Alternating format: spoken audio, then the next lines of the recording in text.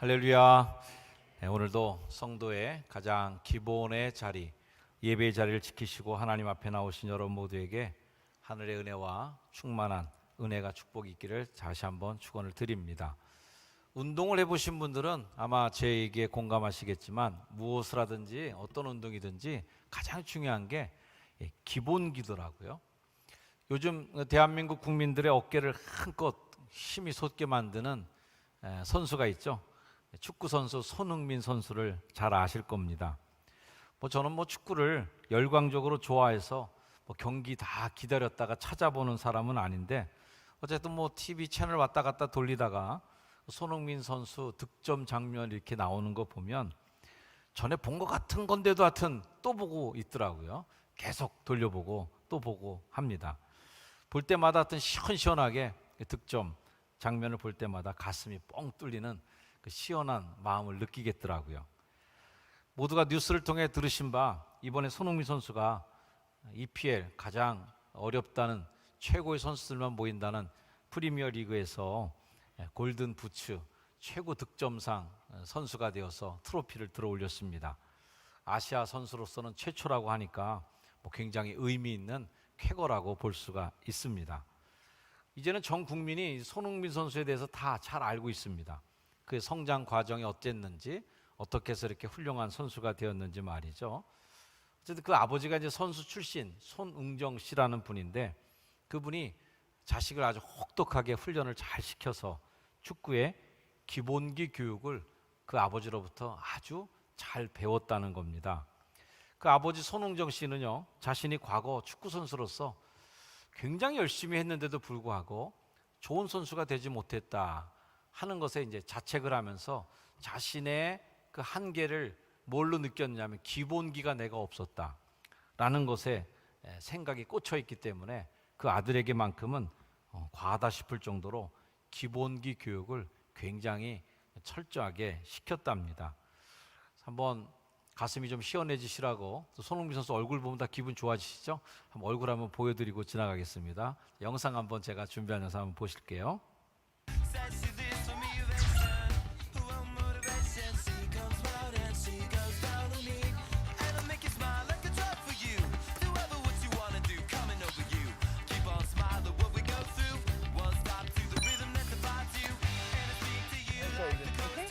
이렇게 옆으로. 자, 옆에 사람한테 내 발바닥을. 그렇지, 이렇게 올라와야 된단 말이야. 손 떼어도 다리에 힘. 그렇지.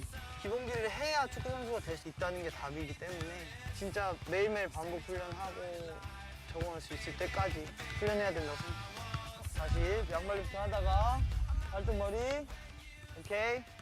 일단 볼에 좀 친숙할 수 있는 프로그램들을 가지고 접근을 했어요.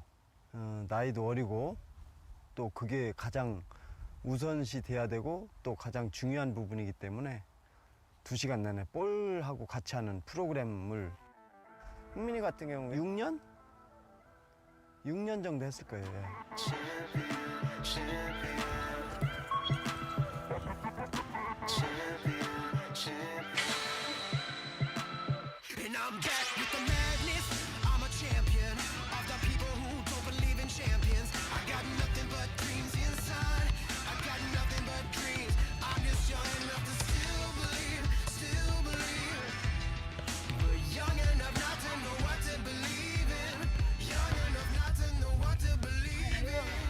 뭐든지 기본이 가장 중요하잖아요. 저는 그렇게 생각해요.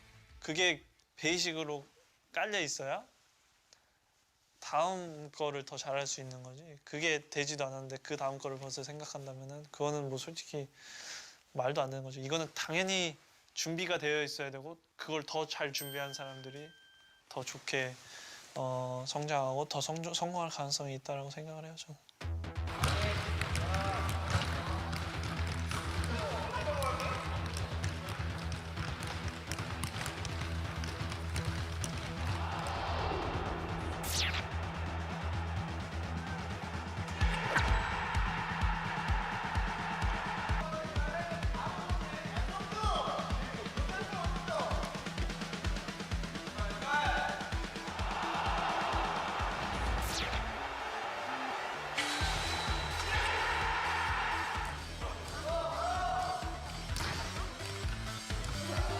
to their seats. It's so much lovely. Young Min, because he's trying to look through Martina.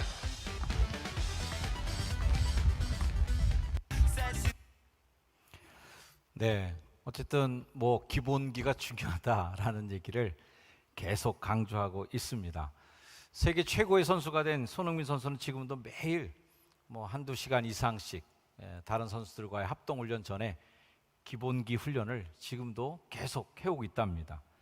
기본이 무너지면 연쇄적으로 다 와르르 무너지는 것은 아마 뭐 당연한 이치라 생각합니다. 자, 오늘 성경으로 다시 한번 돌아가 본다면 이 가나안 땅을 향해서 아주 파죽지세의 행진을 계속하던 이 불패의 이스라엘 군대가 어이없게 아이송이라고 하는 하찮아 보이는 그 성과의 싸움에서 패배한 겁니다. 왜일까? 우리가 흔히들 이제 아간의 범죄 이런 얘기를 많이 합니다. 근데 이 범죄라는 단어를 붙이기에도 좀 민망할 정도로 아간이 저지른 이 범죄는 너무나 애교 같은 범죄예요, 사실은. 그 당시 전쟁에서 이기면 뭐 약탈하고 뺏는 거는 이건 뭐 기본이거든요. 사회적인 일반적 통념인 거죠. 근데 하나님께서는 이미 그 통념을 깨고 이스라엘 백성들과 함께 약속한 것이 하나 있었습니다. 6장 말씀인데요. 너희는 온전히 바치고, 그러니까 약탈한 물건을 하나님께 온전히 바치고 하나님의 성소에 드리라는 거예요. 자, 이 온전히 바치고 그 바친 것 중에서 어떤 것이든지 취하여 너희가 이스라엘 진영으로 바치는 것이 되게 하여 고통을 당하지 아니하도록 오직 너희는 그 바친 물건에 손대지 말라는 거죠. 은, 금과 동철, 기구들은 다 여호와께 구별될 것이니 그것을 여호와의 곳간에 드릴지니라. 온전히 바친 것 중에서 이제 아간이 살짝 빼돌린 물건이 있는 거예요. 이 아간이라는 사람이 약속을 파괴하는데 그게 오늘 7장의 시작입니다. 자, 7장 1절 다시 한번 여러분 읽어볼게요. 시작. 이스라엘 자손들이 온전히 바친 물건으로 말미암아 범죄하였으니 이는 유다 지파 세라의 증손 삽디의 손자 갈미의 아들 아간이 온전히 바친 물건을 가졌음이라. 여호와께서 이스라엘 자손들에게 진노하시니라. 자, 그런데 이 한 사람의 잘못인데도 불구하고 그 잠깐의 실수치고는 너무나 큰 피해를 입는 거예요. 36명의 병사가 그날 전사합니다. 대패하죠. 자, 이게 7장 5절 말씀이에요. 아이 사람이 그들을 36명쯤 쳐 죽이고 성문 앞에서부터 스바림까지 쫓아가 내려가는 비탈에서 쳤으므로 백성들의 마음이 녹아 물같이 된지라. 단순히 36명의 군사만 잃은 것으로 피해가 끝나는 게 아니라 군인이 전쟁에서 이길 때 가장 필요한 게 뭐예요? 사기거든요. 사기가 충천에도 싸울까 말까 한데 여리고 승리로 인해서 사기가 한껏 올라가서 찌를 듯 올랐던 그 사기가 물처럼 녹아버렸다는 거예요. 물처럼 다 흘러버렸다는 거예요. 40년 동안이나 광야길을 헤맸던 그들이 맨 처음 여리고성을 만났을 때 엄두가 안 나갔고 자기들이 무슨 메뚜기 같이 여길 정도로 굉장히 기가 죽었었잖아요. 그런데 성을 돌는데 소리만 한번 세게 질렀는데도 성이 무너진 승리를 경험했단 말이에요. 그래서 이제는 영토를 차지해서 어엿한 하나의 국가로 탄생하기 위해서 기지개를 펴는 이때에 국가의 운명을 좌우할 만한 엄청난 오류가 발생한 거죠. 복병을 만났는데 그 복병은 뭐 의외의 복병인데 별게 아니었어요. 실패 원인은 늘 아주 단순하고 간단합니다. 너무 기본적인 것이기 때문에 대수롭지 않게 여겼던 것이 큰 실수가 되죠. 뭐 나 하나쯤이야 라고 넘어갈 수 있었던 문제인데 말이죠. 자, 이 기본이 무너져서 생긴 문제는 어떻게 고쳐야 돼요? 기본으로 돌아가야 다시 고칠 수 있습니다. 문제가 생긴 것도 하나님과의 관계 속에 약속이 깨져서 생긴 거라면 해결하는 방법도 역시 기본으로 돌아가면 해결되는 거예요. 이 난제를 극복하기 위해서 여호수아가 백성들과 함께 지도자들이 하나님 앞에 낮게 납작 엎드립니다. 우리 크리스찬들은 너무 잘 알고 있어요. 제가 설교하지 않아도 여러분 스스로가 알고 있는 게 있죠. 뻔하게 답을 알고 있는 문제 해결의 기본 해법. 하나님 앞에 엎드리는 거다라는 걸 다 알고 있습니다. 강조하지 않아도 기도해야 된다라는 것에 의무와 책임감, 막연한 그런 부담감을 다 갖고 있단 말이죠. 6절, 여호수아가 옷을 찢고 이스라엘 장로들과 함께 여호와의 궤 앞에서 땅에 엎드려 머리에 티끌을 뒤집어 쓰고 저물도록 있다가, 이 장면이 문제 해결의 가장 기본 해법이 시작되는 거죠. 잘 아는 우스갯얘기처럼 어느 병원에 최고 의료 장비가 들어가서 좀 비싼 장비를 들었는데 갑자기 작동이 안 되니까 막 스위치도 눌러보고 의사들이 뛰어오고 기술자들이 오고 전문가들이 달려오고 난리가 났어요. 지나가던 청소부 아줌마가 왜 그러냐 그래서 기계가 안 작동된다 그러니까 아까 청소하다가 플러그 빼놨다고 하면서 콘센트에다가 꽂으니까 그 고급 기계가 작동을 시작했답니다.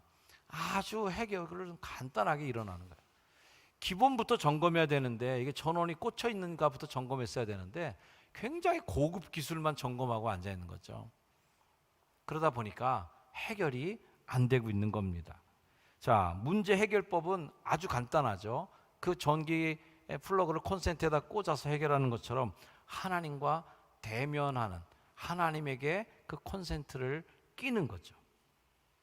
우리 함께 외쳐볼까요? 문제 해결을 원하는가? 하나님과 해결하라. 시작. 문제 해결을 원하는가? 하나님과 해결하라.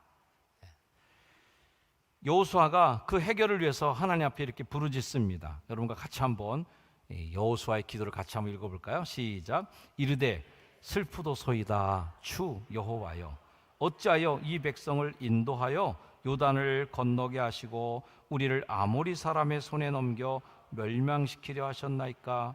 우리가 요단 저쪽을 만족하게 여겨 거주하였다면 좋을 뻔하였나이다. 주여, 이스라엘이 그의 원수들 앞에서 돌아섰으니 내가 무슨 말을 하오리까? 가나안 사람과 이 땅의 모든 사람들이 듣고 우리를 둘러싸고 우리 이름을 세상에서 끊으리니 주의 크신 이름을 위하여 어떻게 하시려 하나이까 하니. 여기 보니까 주 여호와여, 주여 이렇게 부르짖는 장면이 나옵니다. 우리도 기도할 때 기도하죠. 주여, 주 여호와여, 아버지여, 기도하며 부르짖는 거예요. 그렇게 주의 이름을 부르면서 여호수아가 하나님과 대면하는 것부터가 문제를 해결하는 시작이다. 신앙의 기본, 문제 해결의 기본이 바로 여기에 있습니다.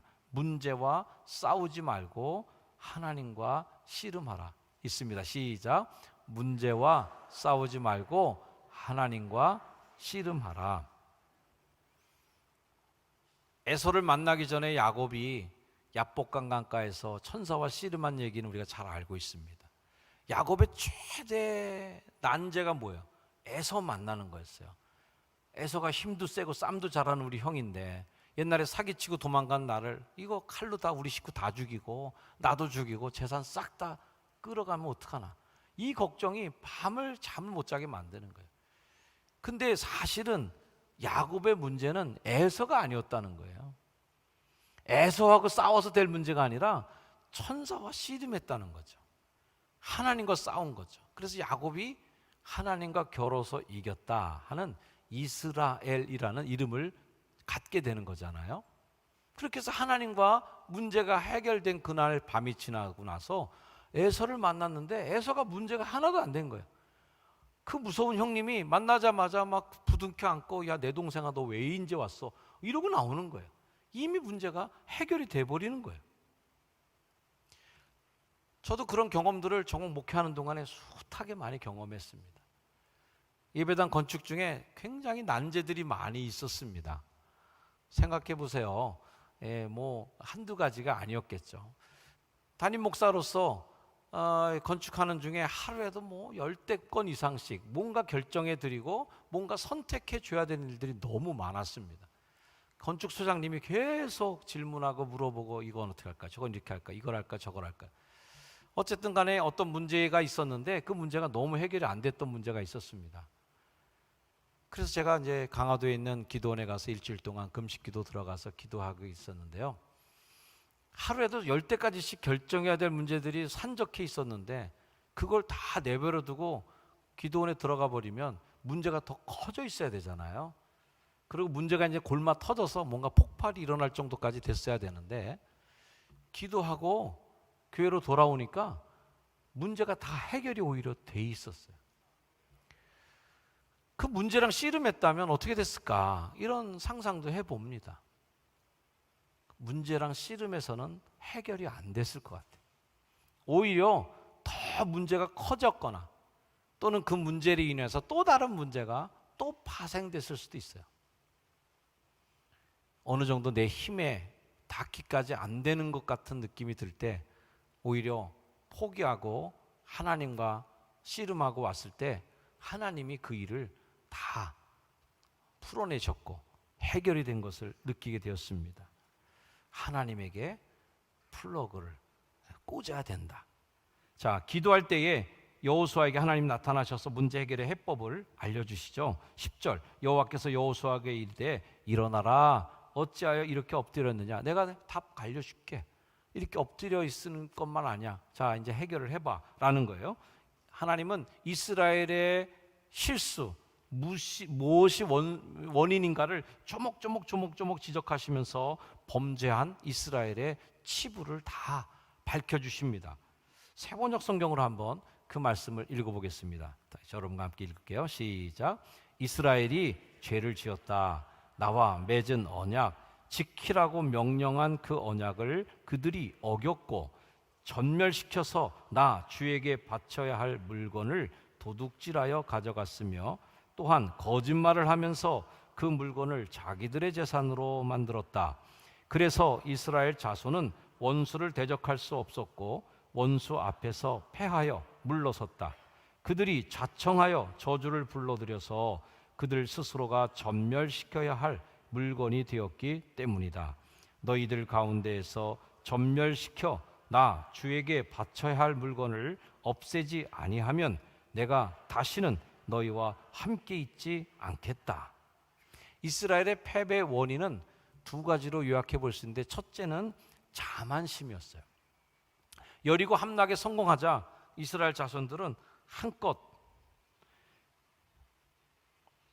가슴이 부풀었습니다. 야, 드디어 이제 됐구나 라는 생각을 했던 거죠. 그래서 그들은 아이성을 보니까 여리고성에 비하면 이거 우리 속된 말로 얘기하면 깜도 아닌 거예요.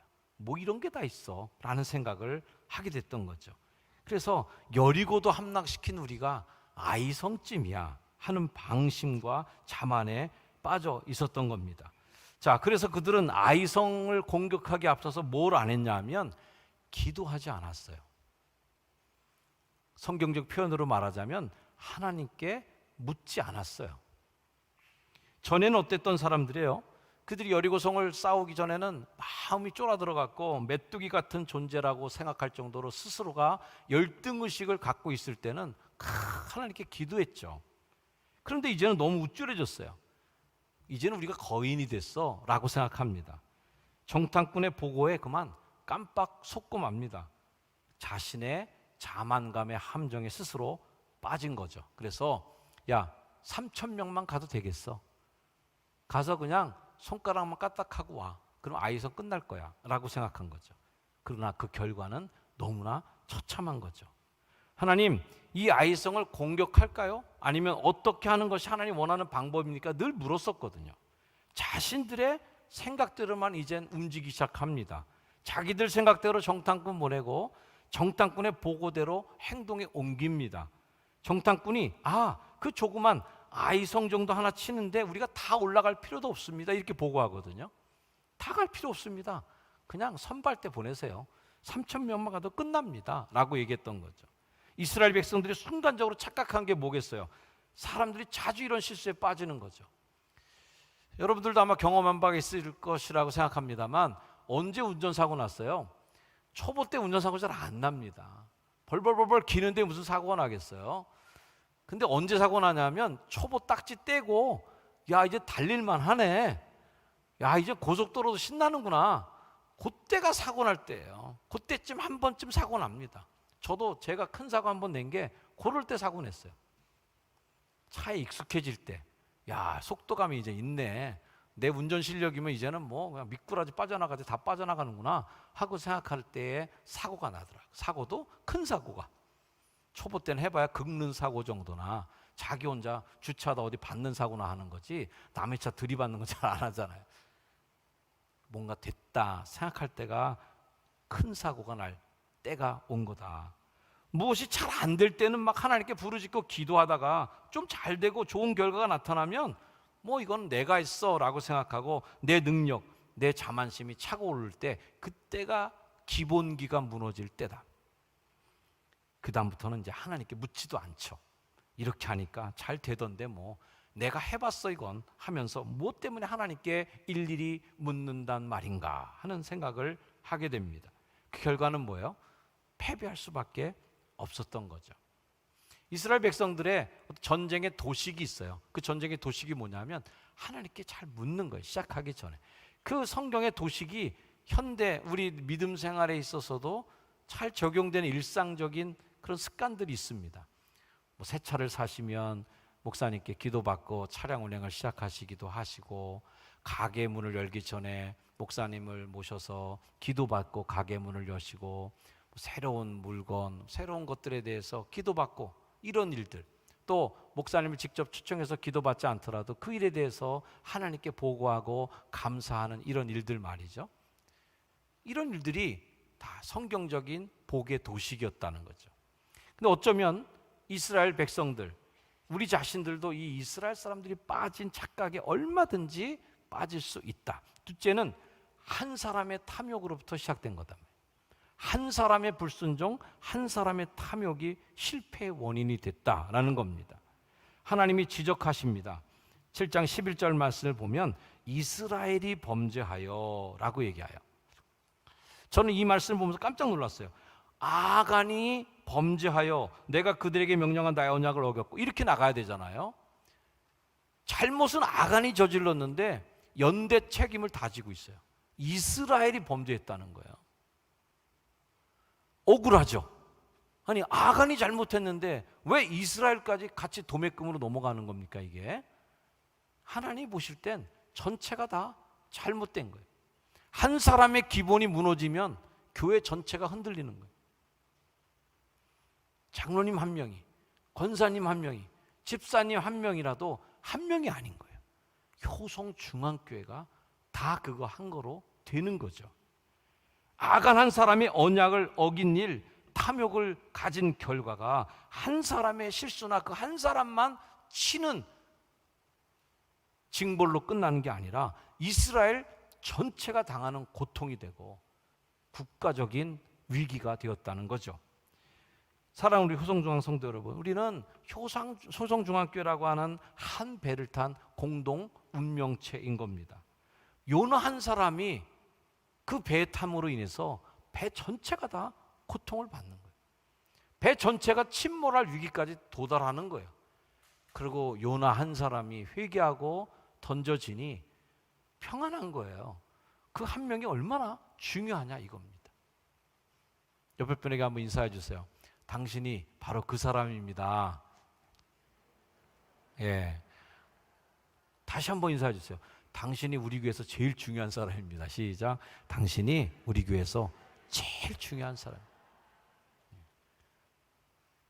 다시 기본으로 돌아가자라는 말씀을 여러분께 드립니다. 아무리 작은 거라도 기본이 무너지면, 원칙이 휘둘리면 무너지는 게 시간 문제입니다. 저는 코로나 시대를 지나면서 우리가 다시 회복이 되고 있는 이 즈음에 정말 기본기부터 잘 다져가면 좋겠다.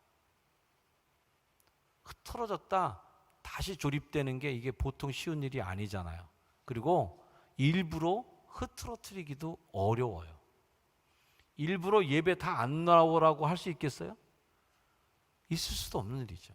근데 아무도 없이 예배 본 적이 있었습니다. 성가대 없이 2년 지났습니다. 어떻게 성가대를 폐쇄시키고 노래하지 말라 그럴 수 있겠어요? 그러나 그렇게 됐었잖아요. 다시 재조립 중에 있어요. 선교회 다시 조금씩 꿈틀거리고 있어요. 어저께 청장년들 족구대에 가서 기도도 해드렸고, 오늘 2부 예배 찬양대 다시 시작한다고 그래서 4층에 가서 기도해 드렸고, 남성교회도 어딘가 뭐 가서 좀 으쌰으쌰 해본다고 계획한다는 말씀도 제가 들었고, 전도대도 이제 화요전도대도 계속 꾸준히 했지만 이번에 뭐 어디도 좀 한번 바람 좀 쐬신다고 그래. 그래서 그거 가시면서 또 한번 으쌰으쌰 하자라는, 자, 다시 조립이 되고 있는 중에 있어요. 그때 중요한 게 누군가 한 명의 기본기를 갖춘 사람들이 나와주셔야 돼요. 한 명 한 명의 참여가 굉장히 중요한 거예요. 아간 하나가 잘못해서 이스라엘이 다 휘청했어요. 거꾸로 저는 생각합니다. 휘청하는 이스라엘을 바로 세우는 게 누군가? 한 명의 바로 섬이에요. 한 명의 순종이 이스라엘 전체의 불순종을 치유하는 시작이 될 수 있어요. 한 명의 기준을 잡는 사람이 교회를 세울 수 있어요. 할렐루야. 그 한 명이 누가 될 것인가 라는 겁니다. 크게 무너져야 할 일은 한 명의 사람이 바로 세우는 것이죠. 나 하나의 순종, 나 하나의 섬김, 나 하나의 무릎 꿇음, 나 하나의 내려놓음을 통해 세워질 수 있는 힘이 나오리라고 믿습니다. 한 사람 한 사람이 기본기를 단단히 하시면서 여러분의 자리를 지켜주신다면 역사를 바꿔나가는 힘이 있는 교회가 분명히 되리라고 확신합니다. 성도 한 사람 한 사람의 순종과 섬김이 기본이 교회를 세워나가는 힘이 됨을 제가 믿고, 우리 교회 장로님, 권사님, 집사님 한 명 한 명의 섬김과 순종과 자신의 자리를 지키는 헌신을 기대합니다. 기도하겠습니다. 하나님, 한 사람의 범죄로 말미암아 죄가 이 땅에 들어왔고, 한 사람의 십자가를 지심을 통하여 죄가 도말되며 구원의 역사가 시작됨을 봅니다. 한 사람의 이방인을 위한 선교의 열정이 인류의 역사를 바꿀 수 있었고, 한 사람 요한 웨슬레의 회심이 감리교회 운동을 만들어 나가는 큰 힘이 된 줄로 믿습니다. 오늘 아간의 한 사람의 범죄로 말미암아 이스라엘이 대패하는 이러한 일들을 바라보며 한 사람의 기본이 얼마나 중요한지를 보고, 기본이 무너지면 어떻게 되는지도 보았습니다. 그동안 우리는 수많은 것들이 무너지는 경험을 하고 2년의 반 시간을 지났습니다. 이제 다시 세워야 될 이때 기본부터 잘 세우지 아니하면 아무리 높이 세워도 또 무너질 가능성이 있는 것을 또 경험하였습니다. 주님, 나 자신의 신앙부터 기본을 잘 세워나가는 예배자로, 기도자로, 순종자로, 헌신자로 자신을 세워나가는 성도들 되게 하여 주시고, 효성중앙교회가 겉모양이 아니라 기본이 탄탄한 교회로 더 든든히 세워져 갈 수 있도록 세워주시고 성도들에게 힘을 더하여 주옵소서. 예수님의 이름으로 간절히 기도드립니다. 아멘. 자, 자리를 일어나셔서 다시 한번 우리 복음 앞으로 돌아가고 기본으로 돌아가는 마음을 가지고 찬양합니다. 다시 복음 앞에.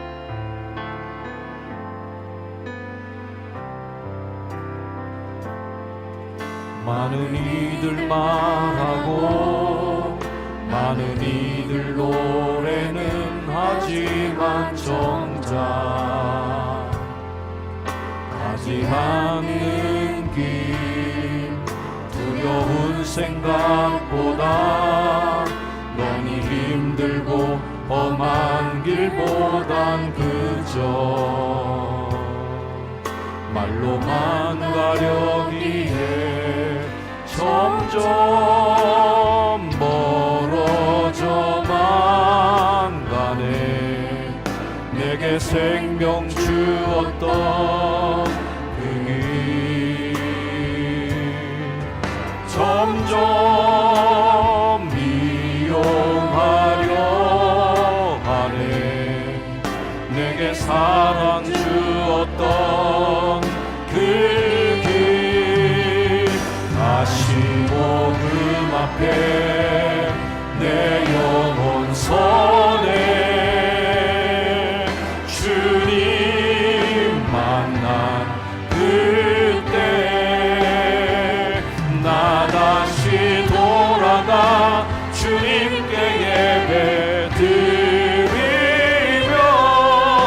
다시 십자가의 길. 우리 가슴에 손을 얹고 찬양합니다. 다시 복음 앞에, 다시 복음 앞에 내 영혼 세웁니다. 주님 만난 그 첫사랑의 때, 주님의 성령을 경험했던 첫 만남의 때, 바로 그 순간을 돌아가 주님께 기도합니다. 주님께 예배 드리며 다시 십자가의 길 걸으리. 다시 십자가의 길, 다시 십자가의 길 걸으리. 다시 십자가의 길, 다시 십자가의 길 걸으리. 우리 한번 기도합니다.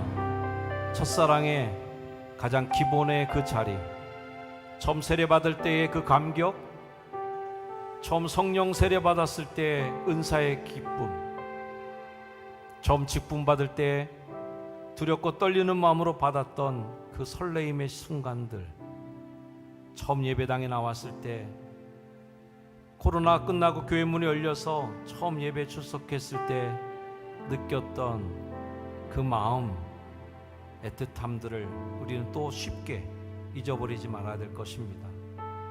하나님, 기본으로 잘 돌아가는 우리가 되게 하시고 하나님과 세웠던 원칙을 하나하나 지켜나감으로 이 교회가, 한국 교회가 또 나 자신이 하나님 앞에 온전히 세워지는 영혼 되게 하옵소서. 기도하는 시간 잠시 갖겠습니다. 기도하겠습니다.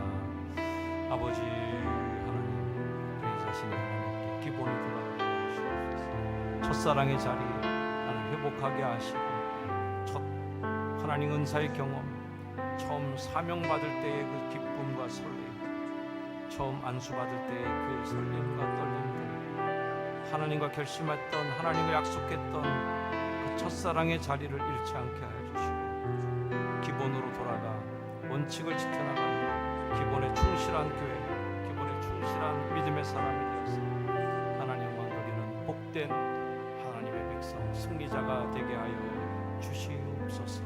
아멘.